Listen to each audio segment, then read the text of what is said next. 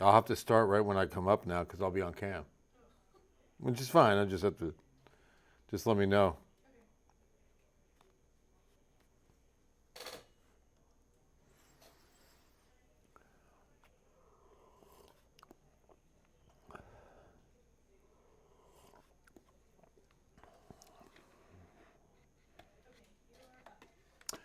Welcome in, Bill Taylor here, Ken's 5 Digital Center, just kind of roaming the pages here.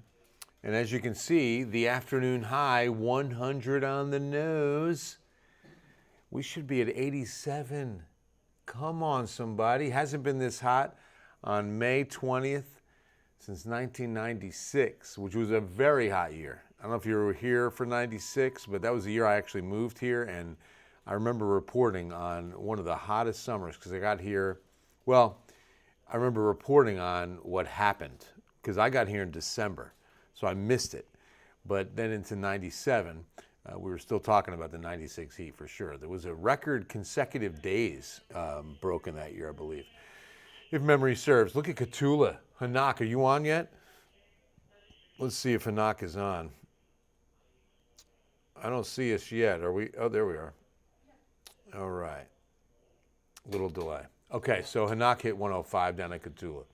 But yeah, 102 Floresville. That was the hottest in the area. 101 Pleasanton, trying to get there. But let's talk about this record. You see New Braunfels hit triple digits as well.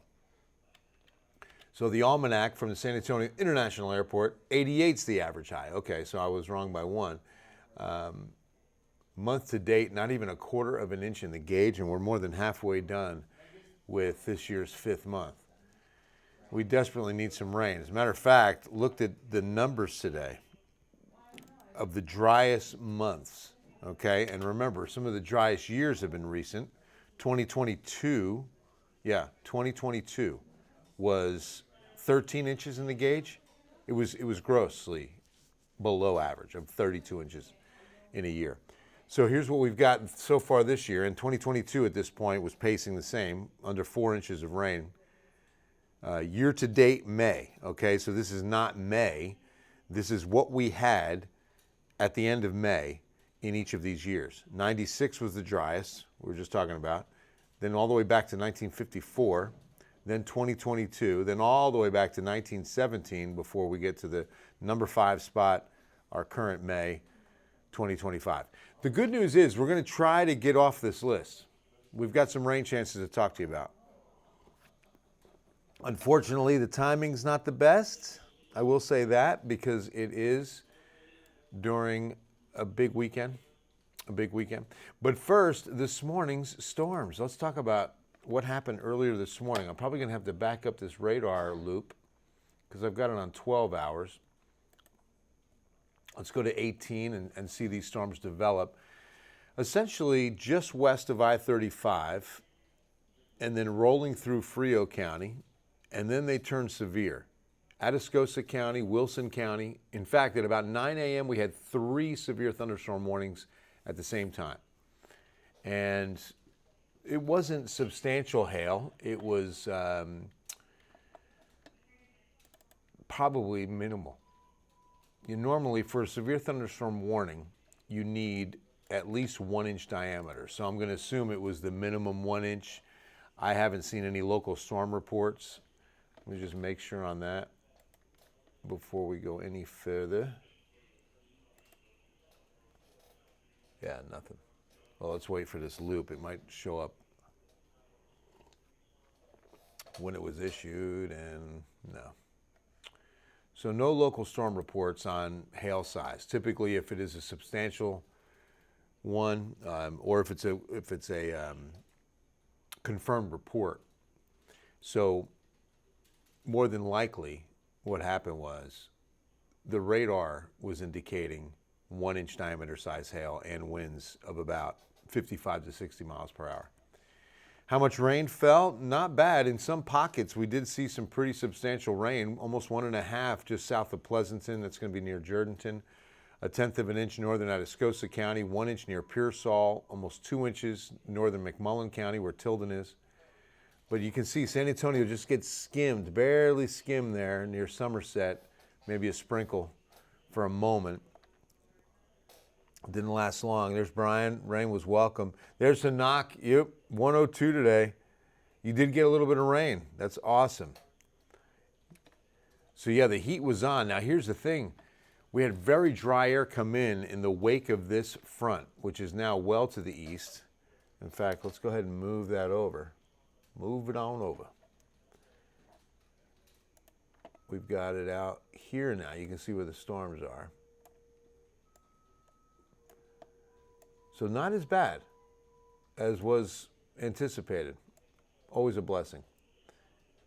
But a 3 out of 5 risk area, the entire state of Tennessee, good portion of Arkansas, Mississippi, Alabama, but all of Tennessee was in a 3 out of 5 risk of those storms producing tornadoes, large hail. Not saying it didn't happen at all, but we're not seeing a ton of warnings at this hour. So that's good news. So let's look for the convergence zone. It seems to be, right about there, right? Okay, it's where, again, you're getting the Gulf winds meeting with those northwest winds, northeast winds. Yeah, but because of the front, the air dried out. And so look what dew points did. We were at mid-70s before this front came in. Look at that. And then as we worked into this afternoon, 30s, and now back up to the upper 40s. So it's when that air dries out that we hit these kind of highs today. 105, Cotulla and Pearsall, actually. Did I say 102 a minute ago, Hinak? 100 at Carrizo Springs. 102 Floresville, that's what I must have been thinking. The dry air is short-lived. Look what happens tomorrow. We're back into the upper 50s and 60s, then we're back into the 70s by Thursday, and then we're staying tropical. This tropical air mass comes in from the Gulf and sticks around through Memorial Day weekend, offering up that good chance of rain. Hi, Connie, good to see you. Hey, Jason, what's up in Luling, my man? What's happening? So outside tonight, this is Calaveras Lake. That's the CPS power plant. We should be in the 80s till about 11. That's what it looks like to hold in a yawn. But yeah, we just don't have a substantial system in the offing. I will say that. Let's take a look at the upper levels. Sunday, my man Brian. It's looking like we got about a 30% chance right now, then 40 on Memorial Day.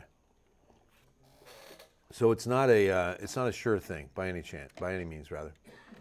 All right, let's get to a better one here. Port Lavaca, Ebony. I love it.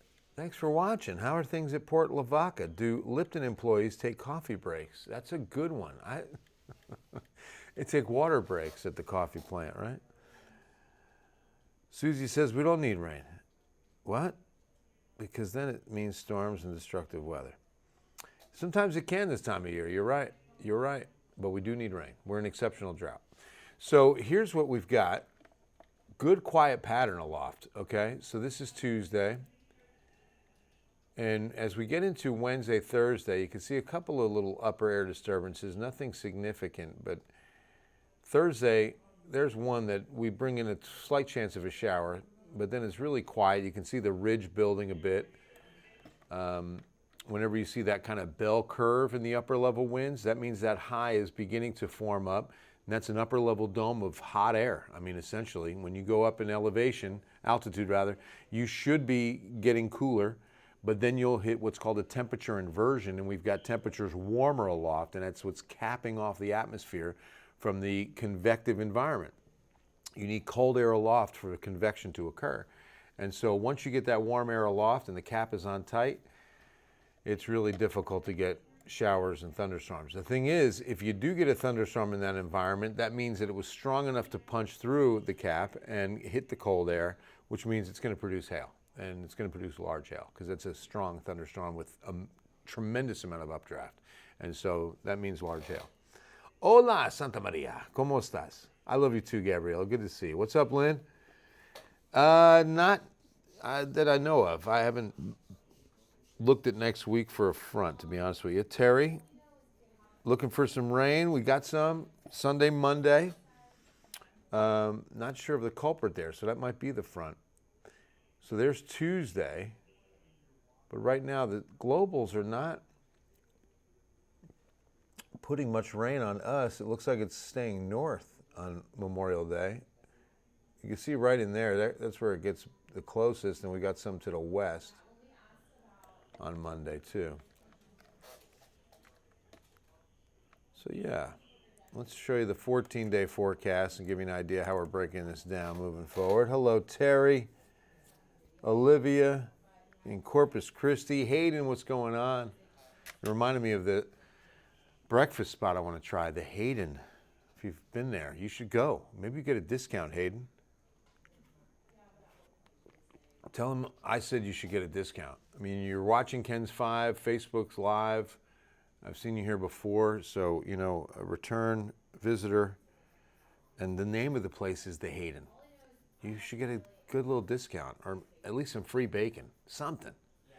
All right, 20% chance Thursday night. 96 and 97, but it's going to feel like 100 to 103 every one of these afternoons. The humidity's returning. And then the rain chance, 30 to 40% Sunday into Labor Day, Memorial Day, then a 30% chance Tuesday, Wednesday. Definitely something to keep an eye on. With a lot of activity on Memorial Day, 40% chance of showers and even thunderstorms. I don't know that we can say severe yet. It's a little too far out to call that with any great confidence. But this time of year, it's always going to be possible, right? Always going to be possible. The final Monday of May. And we've got a decent chance of rain, the best chance of rain on this 14-day forecast. Is that considered a terroristic threat?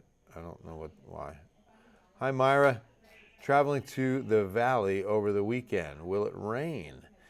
Over the weekend, you know, it looks like a chance on Sunday, Monday. I was just showing that global model. Let's go back to that real quick, and then we'll wrap up with the 14-day.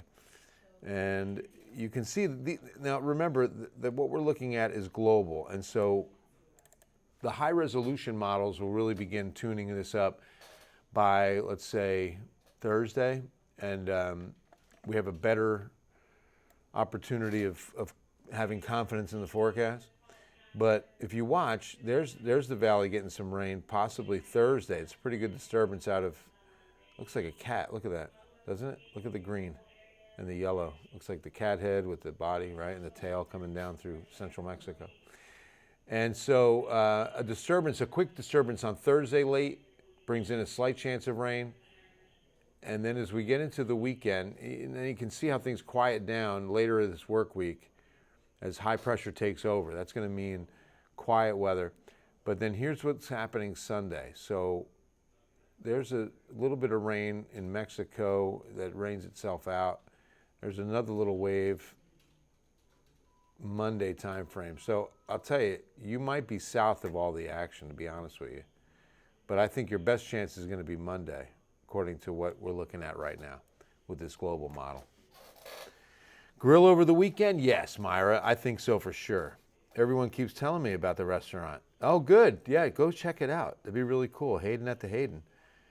Oh, Terry, you have no idea how much I'm going to miss Deborah. Bestie, for sure. My work best friend. And, man, tomorrow's going to hurt. Her final day, and I'll tell you, one of the last of us. I say us because, you know, we were all in this newsroom in 1996.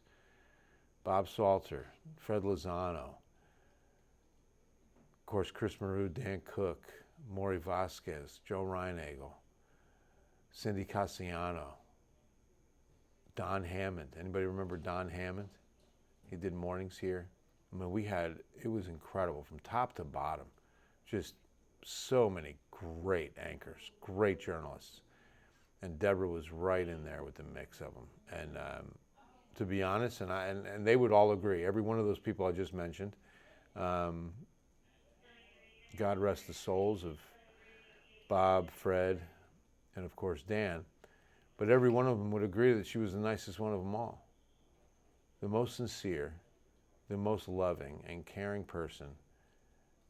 You know, when you're talking about a newsroom that has a mix and blend of so many different personalities, and we're all like big personalities, right? I mean, that's why I could never manage a newsroom. All the personalities that we have and the talkers and the, you know, I mean, we're all, it's a unique situation, but everybody loves Deborah, and she poured into every journalist that walked into this room. Every person, every producer, when they came in. And remember, every year in this business, it's trending younger, to the point now where we will see, if they're good enough, if they're a good enough writer, sometimes a college graduate ends up getting on our digital team.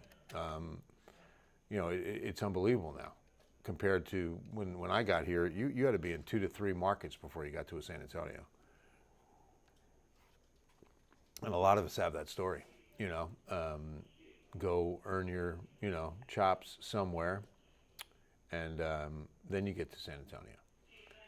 But that's changed, so now, with so many young journalists in the newsroom, Deborah is so gracious to take the time to pour into these people. So instead of resisting that change, she embraces it. She sees it happen, and she gets involved with it. She's selfless enough to get involved instead of resisting that or getting out of the business. She's incredible. Really gonna miss her a lot. Hey, Jacob. You're welcome, Pedro. Sonia, good to see you guys. How much longer for a cool down? It's going to be a while, bro. I'm sorry, Jacob. But yeah, mid to upper 90s for the foreseeable future. Tuesday the 27th, maybe we get an average day. We should be hitting 88 this time of year. We do get one behind that little front Monday. It's brief, but we will take it. So, yeah, that's a front at the beginning of next week. So let's hope for it. Let's definitely hope for it. In fact, that's what I need to switch up a little bit here. Put on Monday, Northeast. So Monday is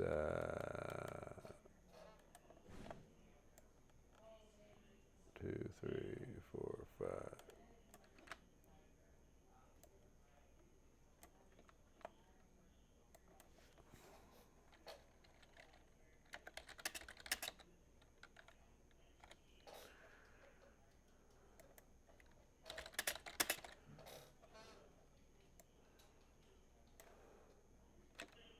Okay. All right, guys. On our 14-day forecast, no weather impact alerts for now. I will say that we could change that for Monday, Memorial Day, because of a good rain chance, especially if it gets higher than 40%, considering it's Memorial Day. A lot of you are going to be out and about. So we'll be reconsidering that move on a weather impact for the holiday. In the meantime, that's going to wrap it up for me, Alyssa, and you at home. Alyssa's one of our awesome digital ninjas. Great job. Thank you for all you do. And thank you for watching. We'll see you on KENS 5 News at 10. God